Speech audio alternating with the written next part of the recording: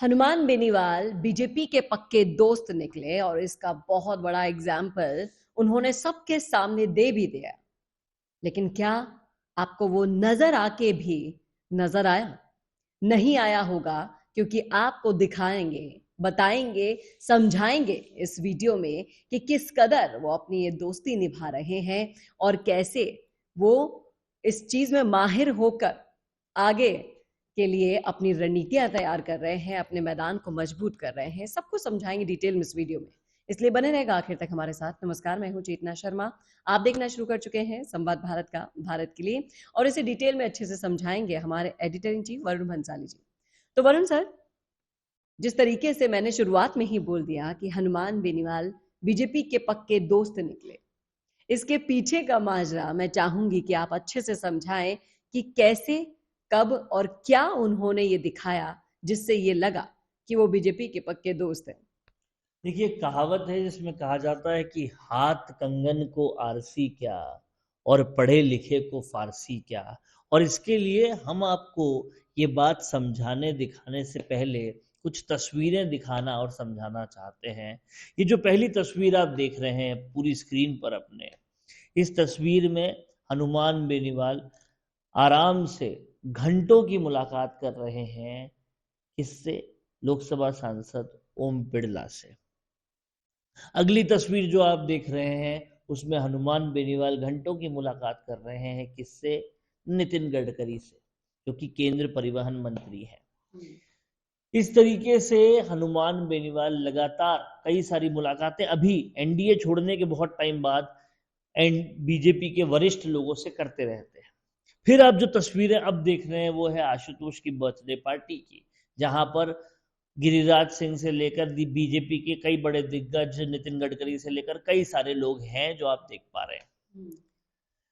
तो यहां पर ये बताते हैं कि भले ही कितना भी हनुमान बेनीवाल अपने बयानों में बीजेपी को कोसे, लेकिन हैं उनके निकटतम दोस्त। इसको और साबित करती है हाल ही में आने वाली और तस्वीरें। जब बीकानेर में कार्यक्रम हुआ तो पूर्व विधायक जो जेतारण से थे उन दिलीप चौधरी को इन्होंने आरएलपी में भर्ती कर लिया। तो कांग्रेस का एक बड़ा जाट नेता तोड़ दिया। अब कांग्रेस का एक बड़ा जाट नेता तोड़ने के बाद क्या हुआ, ये तस्वीरें देखिए। वो जेतारण के तमाम सारे कांग्रेसी कार्यकर्ताओं को तोड़ते जा रहे हैं और आरएलपी में लाते जा रहे हैं। अब इस बात को समझिए कि जाट वोट सबसे ज्यादा है। वो अगर कट के कांग्रेस से आरएलपी में चला जाता है तो भले ही वो उससे आरएलपी जीत नहीं पाएगी, ये संभव सी बात है, लेकिन कांग्रेस हार जरूर जाएगी, क्योंकि कांग्रेस के वोट बैंक में अल्पसंख्यक और दलितों के बाद अगर कोई सबसे ज्यादा आ रहा है तो जाट ही आ रहे हैं। तो वहां से आपने उनको काट लिया। अब बीजेपी से आप 2 सीटें ले लेते हैं, मसलन बाड़मेर और नागौर, और बाकी सीटों से आपने कांग्रेस से जाट छीन लिए, तो जीत किसकी करा दी? बीजेपी की करा दी। और ये सिलसिला लगातार बढ़ता ही जा रहा है। जिस तरह से विस्तार मोड पर काम कर रहे हैं, अब देखिए बीकानेर, बीकानेर में अभी स्वर्गीय नेता रामेश्वर लाल डूडी कांग्रेस के थे, जो पिछले एजुकेशन मिनिस्टर रहे, वो भी बीकानेर से ही थे कांग्रेस के, जो कहीं ना कहीं गहलोत के बहुत करीबी मिनिस्टर माने जाते थे। अब बीकानेर से आपने जाट कांग्रेस से छीन लिए इस तरह से बड़े कार्यक्रम और विजयपाल बेनीवाल और सब कुछ करके, तो बीकानेर में आपने किसको फ्री हैंड दे दिया? बीजेपी को। इस तरह से कई इलाकों में आप जब जाट कांग्रेस से छीन लोगे तो बीजेपी के लिए जीतना बहुत आसान हो जाएगा।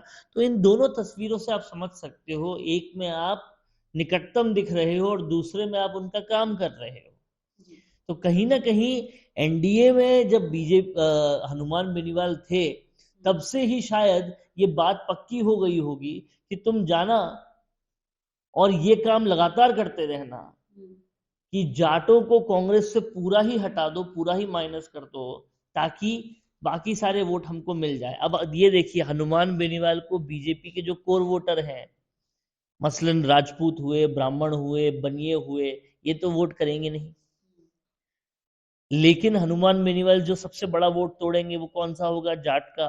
वो वोट जो पहले कांग्रेस के पास था, तो किसका घाटा किया और किसका फायदा किया? तो ये हनुमान बेनीवाल कांग्रेस को कहीं ना कहीं खात्मे की तरफ ले जा रहे हैं और फिर कह रहे हैं इसमें तेरा घाटा मेरा क्या कुछ जाता।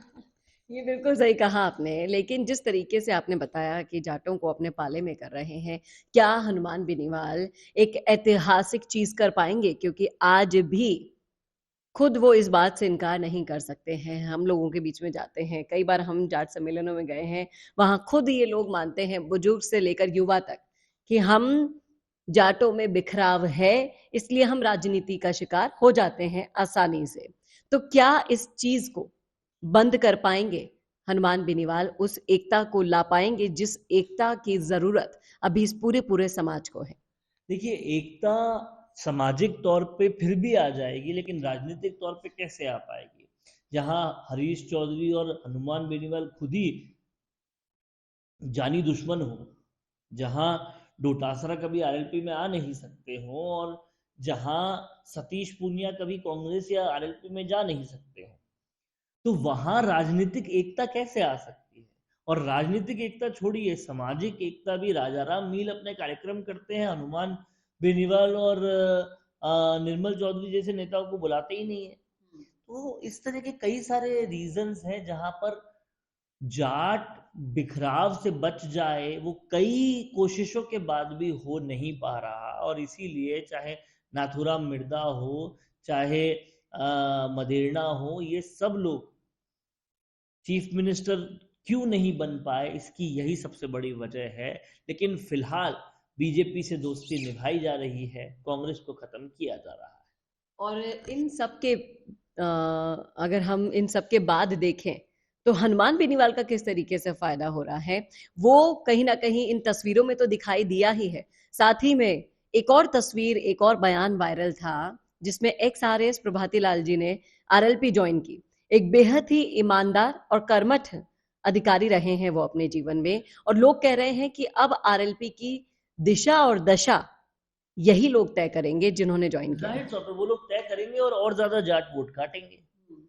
प्रभाती लाल जाट भी जाट ही वोट काटेंगे, तो और ज्यादा जाट वोट कटेंगे कांग्रेस की, और खात्मे की तरफ वो आगे बढ़ेगी। कहानी वो की वो रहेगी। और इसके ऊपर से आप देखिए तड़का और कहाँ लगता है, इसको समझिए।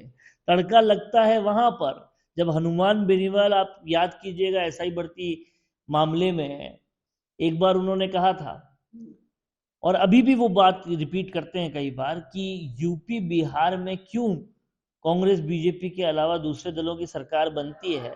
बिहार यूपी में कांग्रेस बीजेपी के अलावा सरकार इसलिए बन पाती है क्योंकि वहां एक जाति के लीडर को मुसलमान सपोर्ट कर देते हैं। इसलिए अब आरएलपी भी मुसलमानों को अपने साथ लेगी, और उसके तुरंत अगले दिन ही नागौर से कई बड़े मुसलमान लीडर्स को ज्वाइन करवा लिया। अब आप समझिए, जाटों के बाद मुसलमानों के वोट काट रहे हैं, वो किसके वोट है? वो भी कांग्रेस के वोट है। तो खत्म कौन हो रही है? कांग्रेस ही हो रही है। जहां जहां हनुमान बेनीवाल कोशिश कर रहे हैं, सब जगह से खत्म तो कांग्रेस ही हो रही है, और फायदा किसको हो रहा है? बीजेपी को ही हो रहा है। तो क्यों ना कहें हनुमान बेनीवाल को बीजेपी का सच्चा दोस्त। ये बिल्कुल सही तरीके से पूरा डीप डाउन जाकर आपने बहुत ही बढ़िया तरीके से एक्सप्लेन किया। मुझे नहीं लगता कि इन तस्वीरों के पीछे हुए जो सच छुपा था वो किसी और ने उजागर किया होगा, जिस तरीके से हमारे एडिटर इन चीफ साहब ने किया है। बताइएगा जरूर कमेंट करके आपको समझ में आया इसके पीछे का षड्यंत्र, इसके पीछे की रणनीतियां और ये विश्लेषण किस तरीके से आपने समझा, बूझा, और आपको क्या समझ में आया इसको समझाने के बाद। लिखिएगा जरूर कमेंट करके कमेंट बॉक्स में, और ऐसे ही वीडियोस के लिए देखते रहिए संवाद भारत का, भारत के लिए। नमस्कार। भारत का सबसे तेजी से बढ़ता हुआ डिजिटल न्यूज चैनल, जिसका परिवार 4,17,000 लोगों से भी ज्यादा बढ़ रहा है, वो संवाद न्यूज चाहता है हर जिले और हर राज्य में मीडिया पार्टनर्स। तो अगर आप बनना चाहते हैं संवाद न्यूज के पार्टनर्स, तो कांटेक्ट करें नीचे दिए गए नंबर्स पर। इसके अलावा अगर आप वीडियो एडिटर बनना चाहते हैं या फिर न्यूज इंडस्ट्री में बतौर इंटर्न सब सीखना चाहते हैं, तो संवाद न्यूज के जयपुर हेड ऑफिस में काम करने के लिए संपर्क करें स्क्रीन पर दिए गए नंबर पर।